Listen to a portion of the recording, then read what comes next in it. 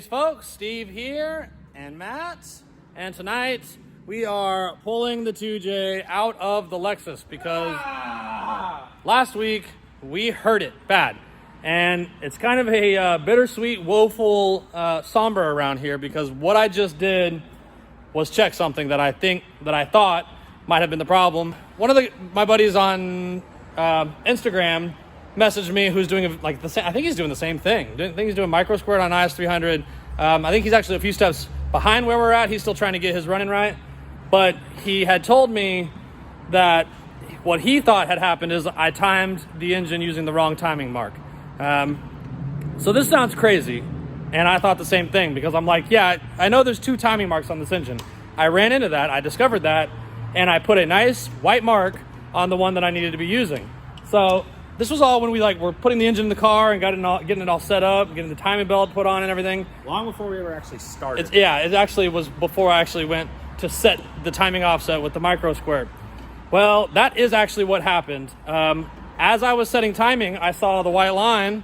As I set my offset, I saw the white line measuring up on the timing mark, and I got it timed to 10 degrees, which is what I was trying to set it to, and everything seemed happy. The car was kicking back when cranking, and it had kind of like a bubbly burble when it was idling, and these are two things that I'm pretty confident now are symptoms of that issue. That second timing degree mark is 60 degrees before the one that I'm supposed to use, the actual top dead center value. In other words, this car was running over 70 degrees of timing, and as embarrassing as it is to say that, I don't know how it ran that way, honestly. It ran pretty well. It baffles me that it ran as well as it did for as long as it did. It's crazy that this thing started and accelerated and went into power okay. I mean, no boost. This all just sounds so crazy to me. But I went ahead and I Sharpied out the second timing mark and put a brighter coat of white on ours and then put a dot next to it and stuck my timing light on the number one coil. And as it was turning around, it was the one that I blacked out. That the timing light was lighting up on, not the one that I just put. So the reason I got screwed is because apparently somewhere in this car, is in this engine's past, somebody else had put a white mark on that first line. So I set timing using the white mark. It just wasn't my white mark. I never even would have questioned it, dude, because the car started after that. But after thinking about it a little bit, we're using a waste ignition system. So even if the timing, being 60 degrees off, there's a second spark that's occurring in that cylinder. Basically, it's sparking twice per cycle. So I guess I can see how it might have stayed ignited. And also, we're on batch fire fuel injection. So even if, so that doesn't matter at all. Once the intake valve opens, there's fuel sitting there ready to just dump in. So the good news is we know what happened. The bad news is it's hurt. It's hurt bad, and it's embarrassing. It sucks that happened because honestly, we did a lot of modification of this thing. We did a lot of oh, look at all that oil on the turbo. Oh, yeah. That's probably just a cheap turbo problem. I hope so. Yeah, well, it's quite a bit of oil dripping out of that thing. It's probably a bit of oil. It's probably just bypassing the compressor. So anyway, the good news is we know what not to do next time. The bad news is this thing's hurt, and we got to figure out just how bad it is hurt. So tonight, the motor's coming out. I'm pretty damned intent on pulling the head off of it and at least looking at the tops of the pistons. But we'll see where we get. First thing we're going to do is pull the transmission. We're going to, because we have to pull that out anyway. So we're going to get the transmission out and out of the way, and then we'll start pulling the manifolds and getting the whole engine up out of there. So here we go.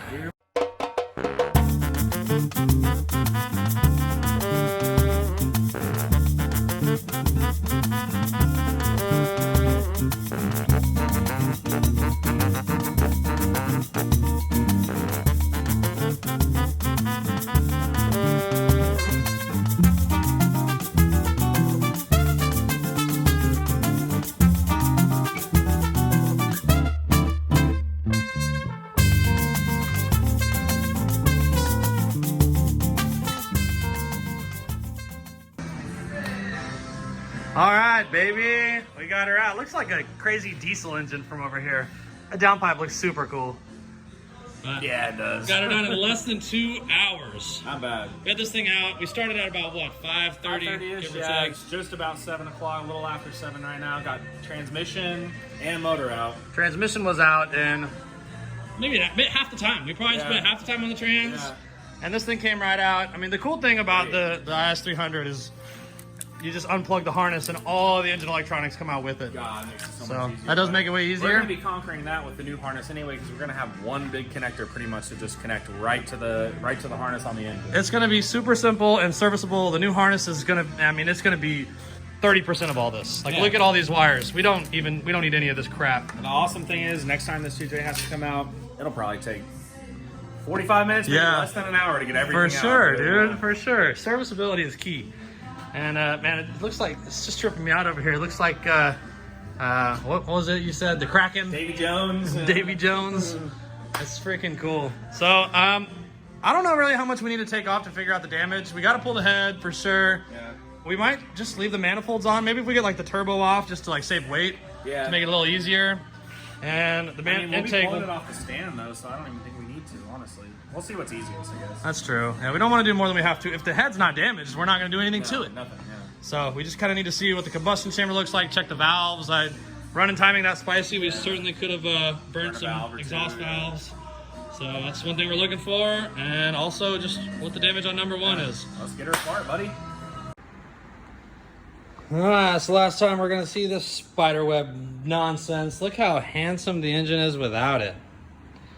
Oh, beautiful. Not too bad. It's going to be so much more sleek when we're finished with the harness. And you can really appreciate all the piping work over here that's just turned out so good. It's just been molded to fit. It's destined. Born for the Lexus. And we're going to find out what happened to you. Matt just went to go get us some bolts that are longer so we can bolt up the engine to the engine stand. And I'm just kind of starting to take big things off and wait for him to return. And then we'll put it on the stand and pull the head and see how much damage we did. So just plugging away at the motor, got the manifolds off, kind of lining it up, starting to take the timing belt off and stuff. So here's where I went wrong, just so you can visualize this. So here's the timing mark that I used to find 0 or top dead center, actually, that's not actually true. Here's the line that I marked. It's fresh now because I just remarked it, but this was the line I added a mark to. I figured out which one was true TDC and I marked it. Flash forward to when I'm setting the offset, when I first installed and wired in the micro squirt, this was the line I set TDC to. It was white. I kind of colored it in with a Sharpie to try to avoid making the same mistake again. Although surely that's impossible. But this is the one I set it to. Look at the difference in location. I'm told it's like 60 degrees. So I got this little extension on number one just for reference. So as I rotate this, you can see that thing just keeps going up. And so now that's true TDC right there. And that's how I screwed up. We were running, I mean, if that's 60 degrees, then we were running 75 degrees of advance. The micro squirt pulled out 10 degrees and it just didn't matter at all.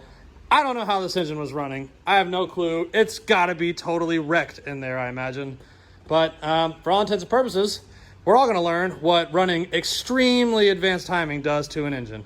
And dear Lord, I'm sure hoping the block's okay, but I'm not holding my breath. I'm not sure. I already looked in all the ports for at the valves to see if there's anything crazy, but I don't see anything really weird in there. There's a lot of oil on the number one valves, of course.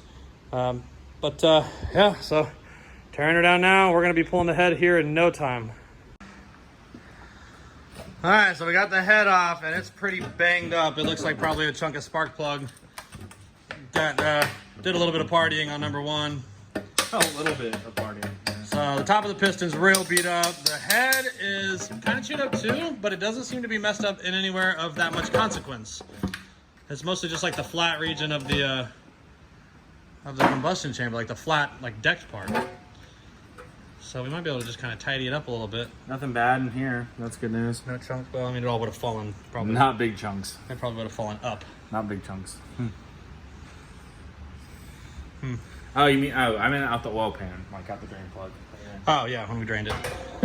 Okay, well we're gonna pull that piston out. It's real beat up, and judging by the amount of blow by that it had, not good. It's probably gonna come out in some pieces, I imagine.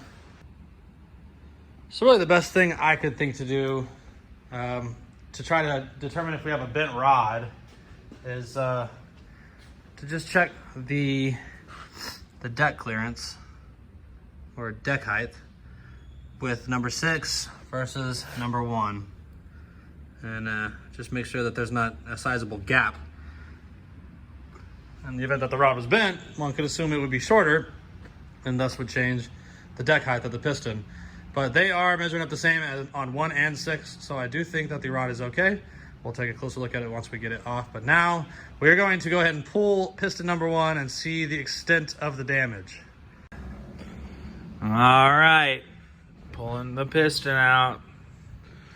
Bearing looked okay. Will you see if you can get like the handle of a hammer to push it out or something? One piece. Barely. Yeah, barely. Look at that. Yeah. Honestly. She's real scored though. Yeah, I mean, it like welded the ring to it. We're lucky it didn't go any further. Good job to Steve-O for That's pretty big, limping it home without, you know. I wish I would have just called the tow truck. Maybe it would have had less cylinder wall damage, but Yeah, I mean, at the time, I wasn't totally sure what was going on. You know, it just started maybe kind of we'll- running rough. Maybe we'll just have to bore it out. It wasn't until the way home that I was like, oh, See, yeah. it's smooth. Yeah, these rings are stuck. I can't even, usually they should have expanded yeah, when they of course, came out. yeah. Oh boy. Oh, Well, the bearing looks good. Rod looks fine. Deck height was good. Everything else looks good. So Yeah, I think we'll be able to just get a set of plugs and hopefully a good hone in. I think before we really make any plans, we need to get a hone in that thing. And actually, I think I have a hone that we can maybe try to put some work in on. And as long as the piston to bore clearance is still within normal range, then we're fine. cool. But it doesn't feel like the gouges are super deep. So I think just honing it, and if we can get a nice 45-degree angle, it's nice and smooth, and be okay to send it. Worst case scenario, if we're not comfortable with how that turned out, we can just take it to a machine shop. Bored out. We could bore it a little Yeah. bit. I mean, even like just 20 over. Well, I mean, we have to buy pistons anyway, you know. Yeah, So I mean, we're already having a little trouble spooling that turbo up that we Look have at right this. now, which Look at this. That thing is tore up. oh That thing took a beating. wow, when you turn it, you can see all the little ridges and stuff. You know, on the- honestly, on the it looks like the corners. spark plug really did all the just damage. fell apart. Yeah. Yeah, because I think there's nothing broken. Like I expected one of these lands would be broken, but the lands survived. It was like just the beating up Just- here and on the yeah. combustion chamber was just from Cylinders the- got way too hot. That's from the Yeah. spark plug. Well, Here we are now. time Yeah. to start planning. Let me know if we need an engine shop or machine it or take it to a machinist. I mean, we have. Let's look at the head real quick. I don't think we need to be shopping for a block. I mean, I think everything looks. I don't have any real doubt about that either. What the fuck should I do with this thing? I'm gonna set it down here. So let me just look at the combustion chamber real quick on camera because we did it in the live, but we didn't do it. Everything looks good here, baby.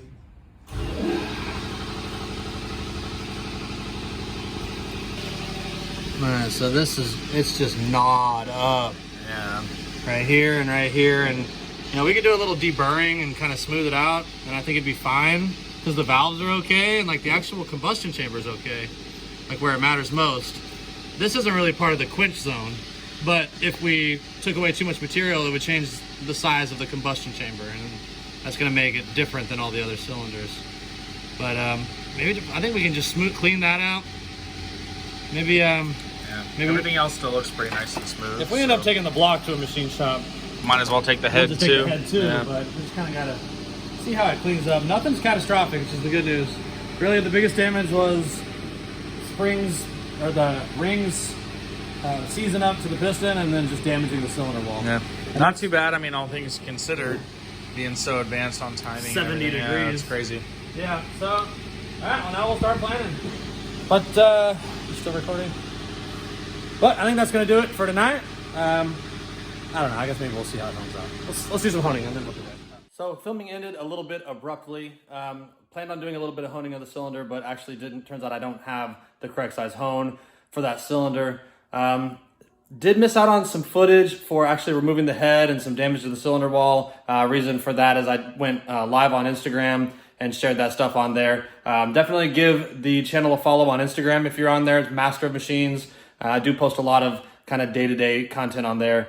But this does mark the 100th episode that we have dropped on YouTube. So just want to thank everybody who's been along for the ride. We have a lot of old videos out there that are all kind of packed full of the same type of content as this, as well as a lot of stuff from our 280ZX Datsun race car also is on there for the guys who are interested in that. We do typically drop a video every week of whatever we're up to, but Matt and I only work on race car stuff one night out of the week. We are approaching 800 subscribers, which is pretty exciting. We're hoping to keep this train going. I don't get anything out of the videos except just the fun of making them, putting them together, and kind of going fast. But we have met some pretty cool people along the way and gotten a lot of help and helpful advice and information from others. So it is a pretty cool experience. Just go ahead and like and subscribe, and we'll see you for the videos coming out in the future.